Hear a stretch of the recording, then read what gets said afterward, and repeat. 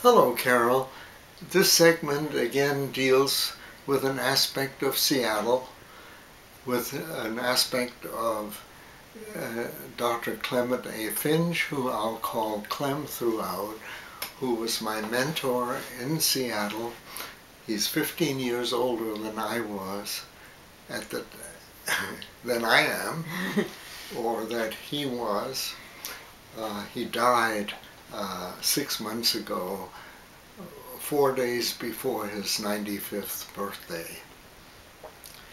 He was a giant in hematology, and as is true of many giants, not all, but many, they are humble and usually give credit to other people, which rightfully is really theirs.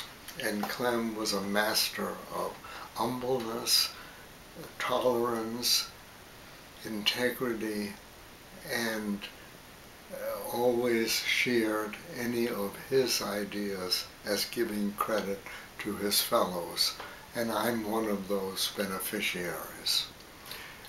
This segment is going to deal with the creation of a teaching manual, Clem's idea, and the first version of which was the red cell manual dealing with red blood cells. Now actually at the time, about 1959 or 60, there was one major text in hematology. It was a 600 to 700 page book, revised, I think it was in its 6th edition, by Maxwell Winthrop from the University of Utah.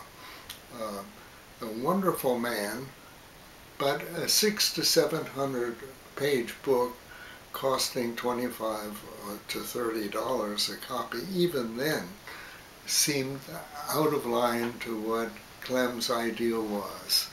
He wanted to have a short 50 to 100 page manual, soft cover, not copyrighted, costing no more than $1, and to be frequently revised.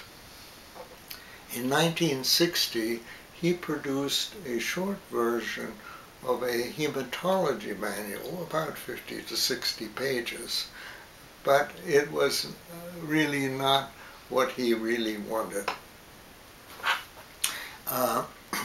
Shortly after that, having been with him for about a year or so, Clem recognized that I was particularly interested in teaching, or rather in facilitating the learning of students. So he really did 3 things. He assigned the second-year teaching block in hematology to me. Secondly, there was the creation of a national group called the Cooperative Group for Teaching Hematology, which had its locus at Western Reserve with Thomas Hale Ham, who was well-known teacher at Harvard, but who is now at Case Western Reserve, and John Harris, who was professor of medicine, head of hematology, who had published quite a book on the red blood cell. And Clem, knowing of my interest in red cells, assigned me and said I should be part of this group. And so we met periodically at the South Shore Motel in Chicago, about a block and a half from the Museum of Science and Industry. There were about a group of 15, and we decided we needed some help from people who knew something about education.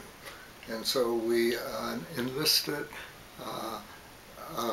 2 professors from the University of Chicago, the education department. One was Professor Ben Bloom, the other was Professor John Ginther. And we worked together and early on decided that our teaching approach would not be lectures, but case development problems. And so we wrote a series of problems and a manual sort of as to how to use these, and they actually became part of the board certification in hematology, a board which was just created several years later. In any case, so that along with the teaching of the second year block, the assignment to this group, he said, why don't you take over the first of the series of manuals, and we'll call it the Red Cell Manual. And so I worked on that, and basically it consisted of learning about the anatomy of the red cell, how its structure, what it looked like, what it's made of, what its metabolism is, how it maintains itself, then how it's formed in the bone marrow, what happens during circulation, and then finally when the red cell becomes effete, how it's removed, and what happens to the contents of the red cell and how these can be used for diagnosis. So having studied the morphology, the metabolism, and the physiology, it was easy then to translate that into the pathology when any of these processes go awry. And that turned out to be what the Red Cell Manual was about. And it took, I think the first one was about 60 or 65 pages. I've forgotten exactly. So, and it was produced in 1963. Now, at the end of 1963, we moved to Albuquerque. What prompted that move? That's another story which I will go into. Okay. In any case, we felt it needed revision, and and the first revision took place in 1964, and I flew back up to Seattle for a weekend, and Clem and I worked on it pretty steadily over 2 days and produced another version in 1964. And finally, the last one we worked on together was in 1966, and that was, we did that in Las Vegas, because Clem, this was about halfway between Seattle and Albuquerque, and Clem had been in Mexico before then, so we decided to meet in Las Vegas. And that was the third revision. Now, there are a couple of things of interest related to that. The first episode that I would relate is the fact that in 1964, Susumu Shibata, who was professor of hematology in Japan, had heard about the Red Cell Manual and wanted to meet me, discuss it, and then ask permission to translate it into Japanese. So he and his daughter Ryoko, who was 12 at the time, visited us in Albuquerque, and we had a wonderful time together. And from that point on, every year we have received the most beautiful Christmas or holiday cards that the Japanese can produce. We have one for every year since about 1964. Wow. I haven't kept all of them, but I have many of them. Since then, Ruiko, who was 12, became a dentist and is now retired. Her husband, as a pathologist, became chief of pathology at a medical school in Japan and is retired. And I'm recording this in January 2011, and the last beautiful card we've received was about 2 weeks ago. And they are just beautiful. Each one contains a picture of Ruiko, her husband, her children. Previous ones contain her mother and her father, both of whom are now deceased. So the manual, in a sense, built a relationship between Ruiko's family and ours.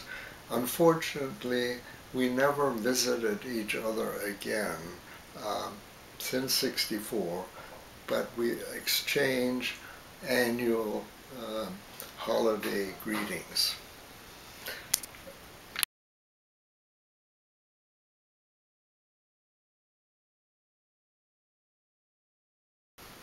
The second episode is of some interest, is that in '64, when Yoshiki Shibata and I were working and finishing the work on the mechanism of adenine, I decided that I would like a critique on the draft that I had prepared. And the person I knew who knew most about the metabolism of the red cell was a man who I had met in Philadelphia. His name was Samuel Rappaport. He leaned toward the left, and in the early '60s emigrated to Humboldt University in East Germany.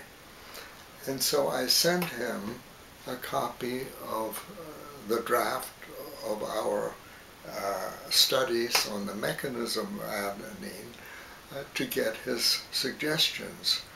And he sent back a list of suggestions, all of which were extremely valuable and really improved the quality of the paper. But in addition, he said he had heard of our red cell manual and asked that I send him a copy.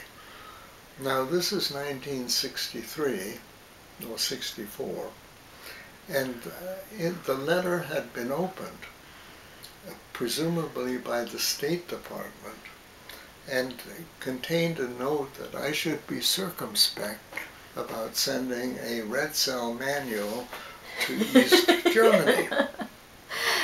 Now, this was surprising to me because this was 10 or 12 years after the McCarthy era, that this kind of activity should still be taking place in the State Department.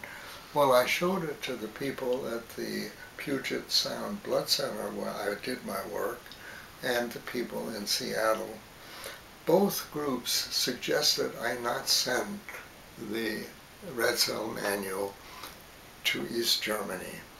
They said, Ernie, you are early in your career. You will probably want to do quite a bit of international travel, and somehow you may not get a visa when you request it, and you'll never find out why your visa request was denied. And I thought about that, and I said, well, you know, my family and I came from Germany to escape this sort of censorship and persecution, and I said I would not adhere to that. So I sent a red cell manual to Sam Rappaport, who appreciated it very much. I never had any difficulty after that, and I had no trouble with international travel. But I thought it was an interesting episode at the time. The third episode relates to the red cell manual, which was the third revision in Las Vegas. I had picked Las Vegas, and particularly the Stardust Hotel, because on our move from from Seattle to Albuquerque, we spent a week in San Francisco first at the wedding of Pete and Melanie Mayer, and then I drove from San Francisco to Albuquerque, but stayed overnight at the Stardust Hotel in Las Vegas, where the where the roast beef dinner was $2.95, and the stay was $8. Wow. So I thought that was a pretty good thing to do. And so when Clem suggested somewhere halfway between Seattle and Albuquerque, I said, why not the Stardust Hotel? And we made arrangement to meet there for a weekend. Now Clem came from Mexico, where he had done some consulting work on iron deficiency, and I met him there. I had previously arranged for an $8 room and asked if they could put a desk into the room. So when I arrived, the bellman said, do you have everything you need? And I said, yes, I think so. She says, are you sure? Say, anything at all I can do for you. And I said, no, I was all set. So he took me to the room and opened the door, and there was Clem stretched out on the bed. He had been feeling ill, had a fever actually, but the bellman didn't know that. He looked at me, gave me a knowing look as to what this was all about. And so I didn't pay much attention to that, and Clem said, I'm not feeling so well, but let's get to work. And this was about 5:30 in the evening, and we started working and kept working. But unlike the second edition, which we started at the beginning and went to the end, and toward the end we got a little tired and got a little, gave it short shrift, we decided this time we would start in the middle, work to the end, and then get to the beginning. So we started revising and editing and so forth. And about 2 o'clock, Clem says, I need a milkshake. Now, a milkshake was not that easy to obtain at the Stardust Hotel at that time. So I walked down the strip, probably a half a mile, maybe longer, finally found a diner, got a milkshake for Clem, walked back, and we worked through the night and worked through the morning. And then, lo and behold, by about 4 or 5 in the afternoon, I forgot exactly, it turned out we were back to where we started. We had planned to spend the weekend, but we both looked at our airline schedules and said that if we could get to the airport within an hour, we could each come home. So we packed up like mad and raced out of the room, checked out, and there was the bellman. Gave me another look implying that Clem and I had had a falling out. And so, but we made it. Each of us got home in time, and so that was a lesson in sociology, if you will.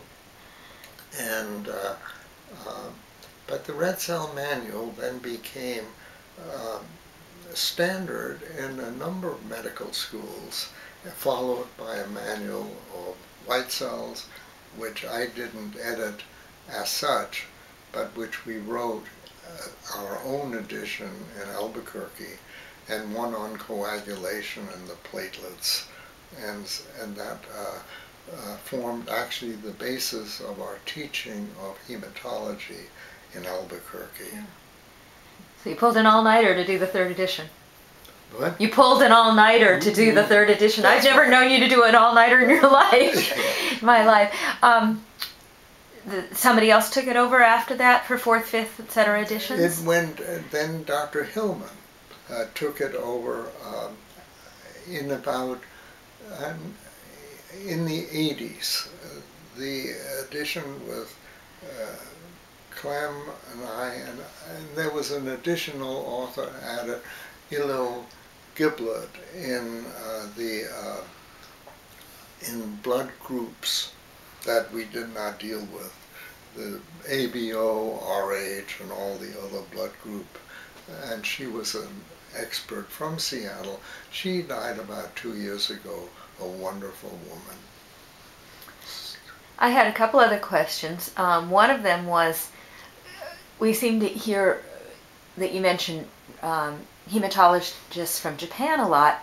Is that because of the atom bomb that hematology got really big in Japan, or is it just, do you have any idea why so many No, but that's people? a very interesting thought. It could have been.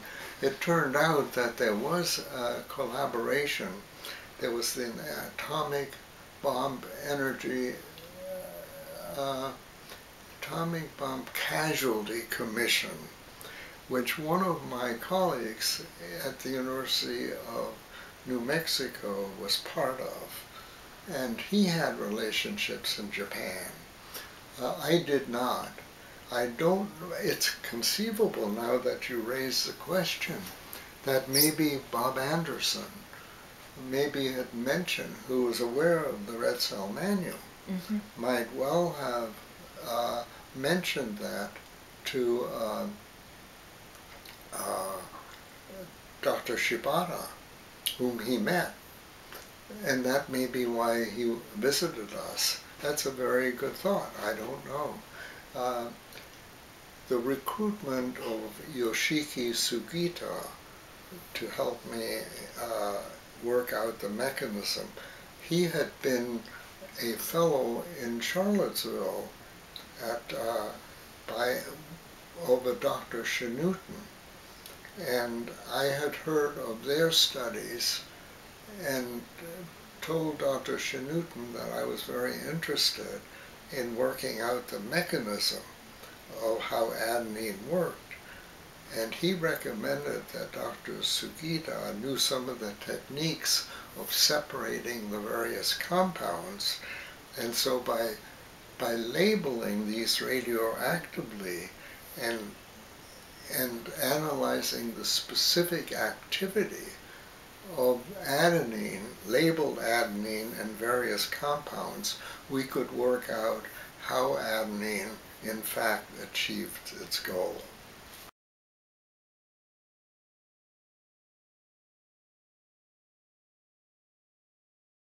I remember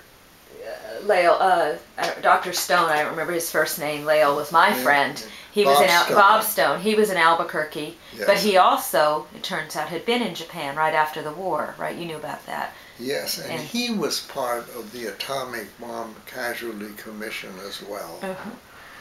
In fact, that's how he met Bob Anderson and how he recruited Bob Anderson.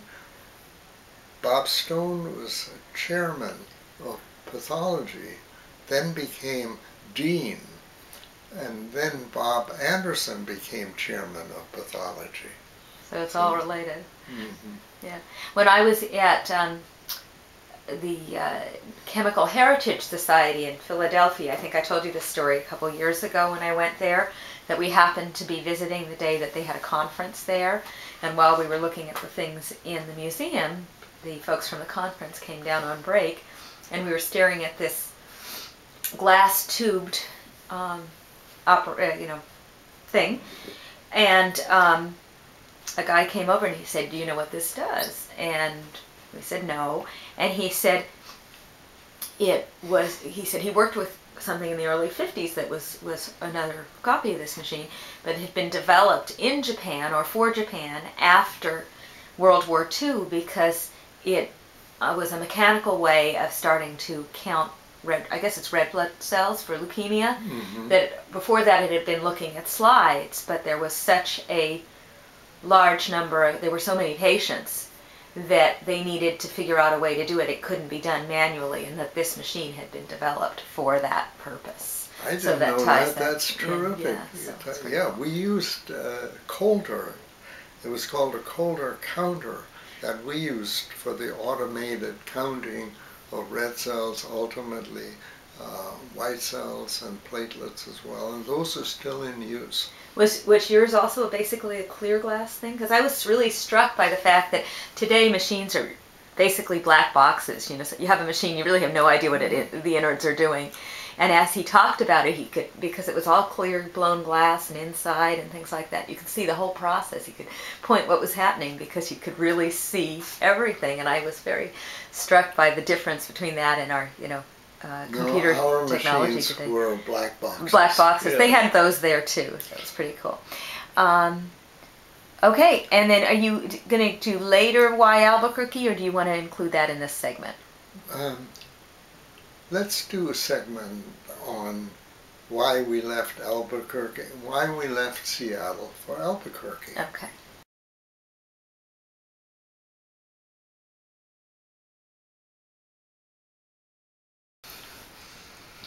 Hello, Carol.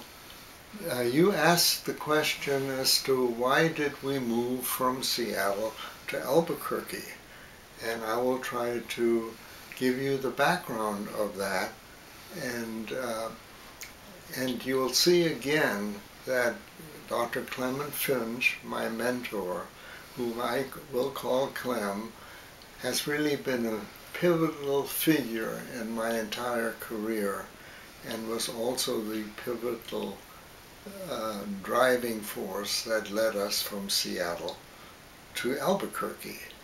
So how did this all come about?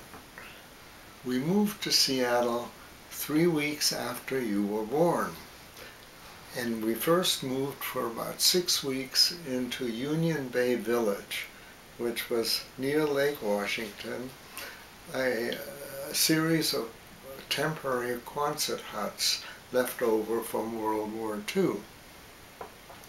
And that was in July '59. About 6 weeks after that, we rented a house on, I think it was, I've forgotten exactly, it was off Madison. I think 2014 was the number, but I don't remember the street. And we lived there for about 2 years.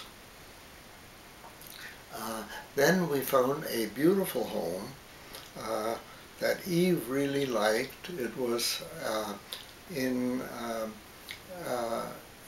overlooking Sandpoint Way, overlooking Windermere and Lake Washington, and a beautiful view of Mount Rainier.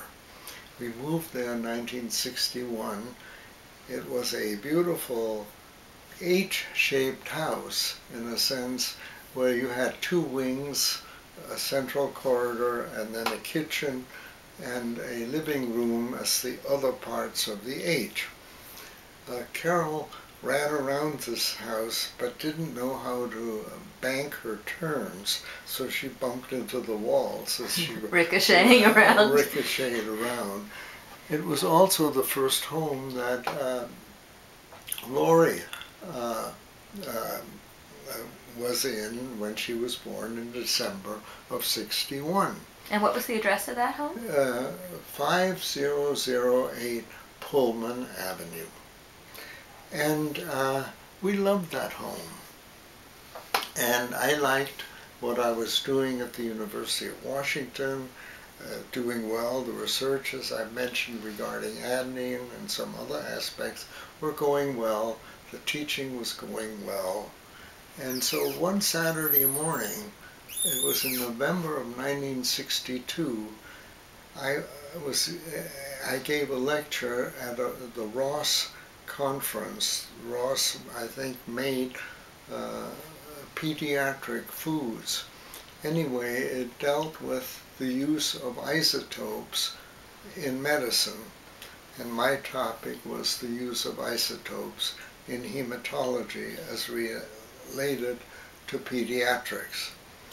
At the end of the lecture, Clem, who was in the audience, called me to his office and said, "Ernie, that was a very fine lecture, but by the way, I'm not going to renew your appointment on the faculty." I had been a fellow for the first 2 years, from 1959 to 61, an instructor from 1961 to 1962, been promoted to assistant professor then in the summer of 62, but Clem said, "After the next year, I'll not renew your appointment." Needless to say, I was pretty surprised. Yeah. And he said, "Ernie, you know, Seattle is going to be Finch hematology, and you're 34, almost 34. You'll never be more marketable, and you'll need to go somewhere you can establish a program that would be identified as Simon Hematology."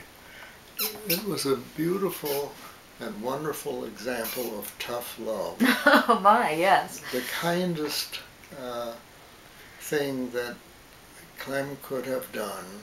He elaborated a bit. He said, "I've been here 15 years, and I've had numerous fellows. I've never had a second in command, and I don't intend to have one."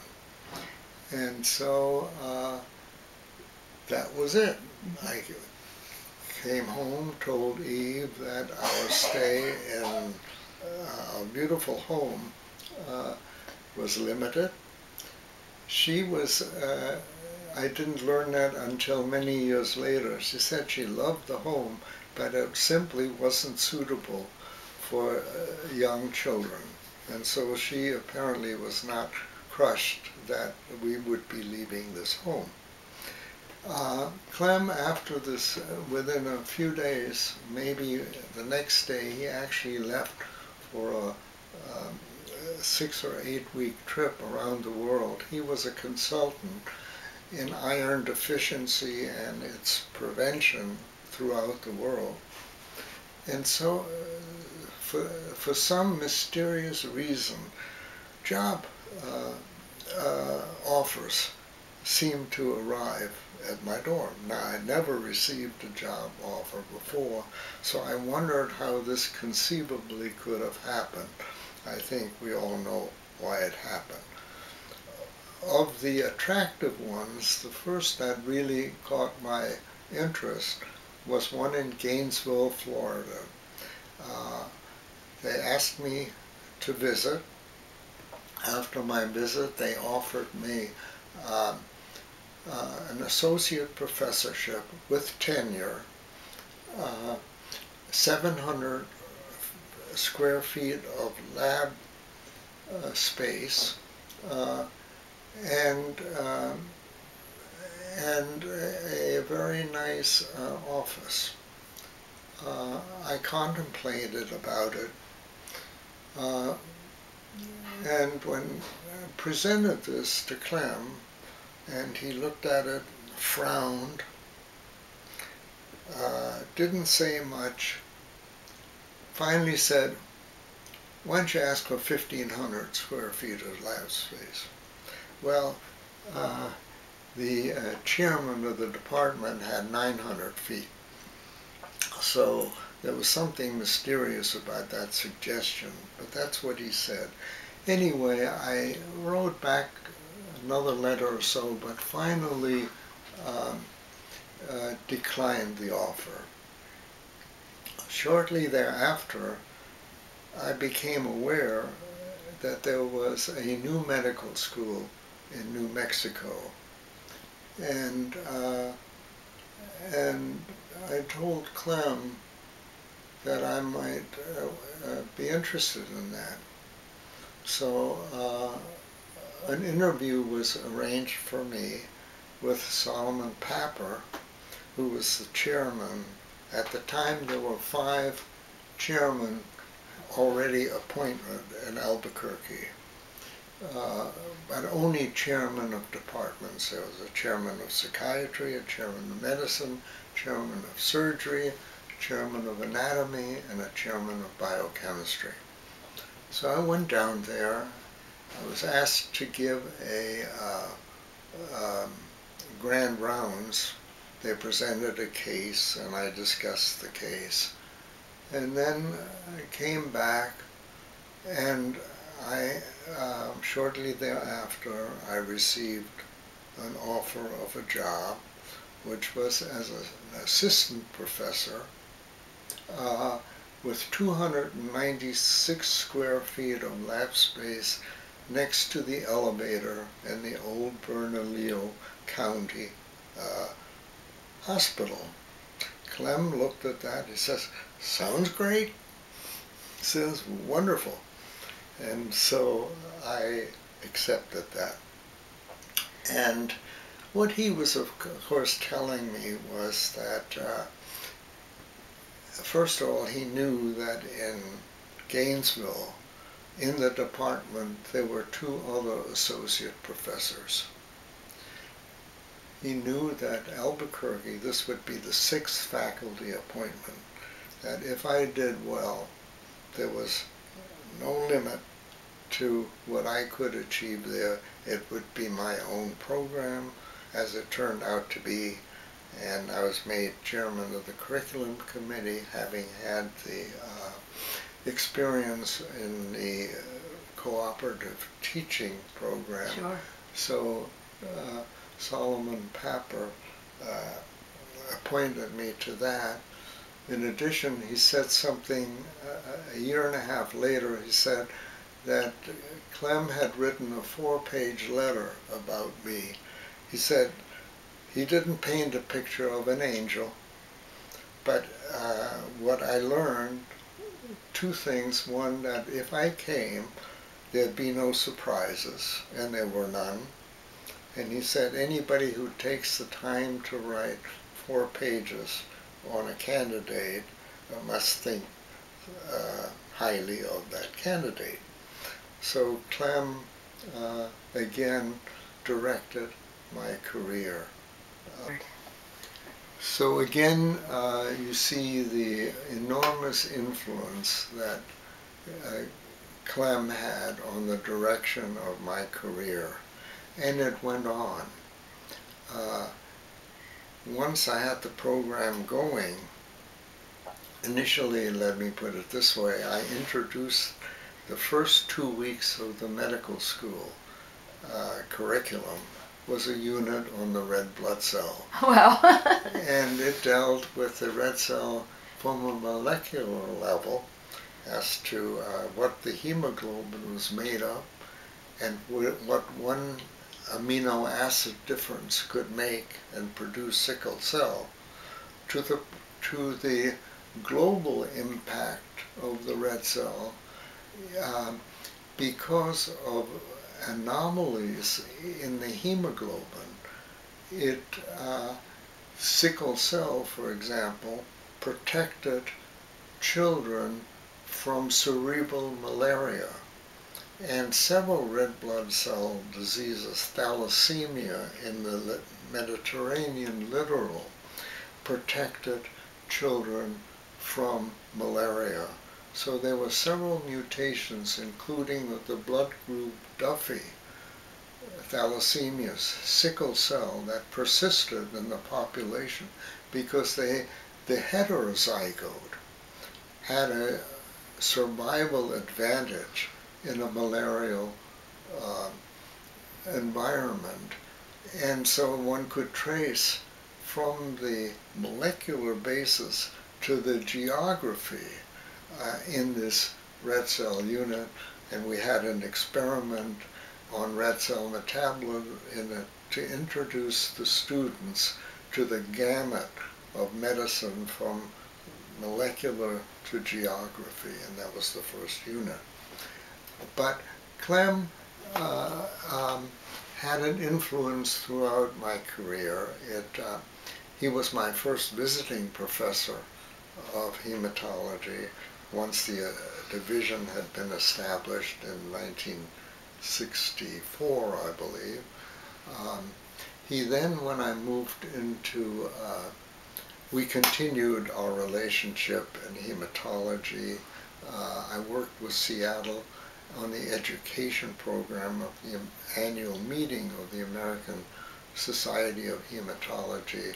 Bob Hillman, who I've mentioned before, and I ran those meetings for a couple of years, once in San Francisco and once in Puerto Rico.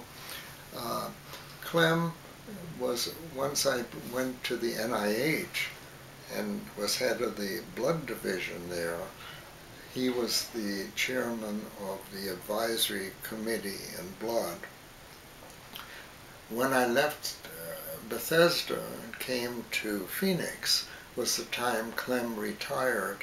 So at least twice a year I would visit him. Now he lived in Cle Elum, Washington, out of the way toward Yakima, in a sort of rustic environment. He and his lovely wife, Genia, and I visited there about twice a year. And after a while, when he got into his late 80s, he moved to La Jolla, and I visited him there. And he and I became very close. We shared, he had some thoughts on alternative medicine, wrote a draft on it, I critiqued it, and we both learned a great deal from that effort. And when he got into his late 80s and early 90s, he thought our relationship was one of his supports, which I was very grateful for that thought. We visited him last about 6 months before he died. He died, as I mentioned, 6 days or 5 days before his 95th birthday on July 4th. And I must say that he had a pivotal role, really, in directing my professional career from 1995 to my retirement, really. I'm sorry, from 1959 to my retirement in 1995. There's one more thing I'd like to say about Clem, which is somewhat unique. Many chiefs or mentors of departments add their names to any publication that emanates from their division. That is the usual practice. I asked Clem to be an author, a co-author, on the first adenine paper, and he told me he never does that. He said he would not do that unless he had part of the research. I convinced him that the research really took place because of his seminal studies really trying to extend the storage of blood. And it was his idea in general and the techniques that were developed that led me to develop the adenine. So I said, please be part of this paper. And he said, Ernie, I will do this once, but never again. So he had several hundred publications with his name, but none of my publication or none of any of the other fellows' publications had Clem's name, which shows the humbleness and the generosity and the greatness of this man, who I would say would be one of 2 or 3 greatest hematologists of the 20th century, where some of us might have put a twig or even a limb on a tree. He would be the one who made the major trunks. And is he recognized as such within the hematological? Yes, he had a wonderful obituary in the New York Times last July 1910, It focused on his role of iron deficiency and its prevention worldwide, but his developments or his contributions were far greater than that. They put the classification and the approach in hematology on a functional basis, physiologic basis, how things worked, as opposed to a morphologic basis, which had been the previous approach. And that functional or physiologic basis has proven to be a much more valuable approach as to how to approach, diagnose, and ultimately manage hematologic disorders. So much for why we ended up in Albuquerque.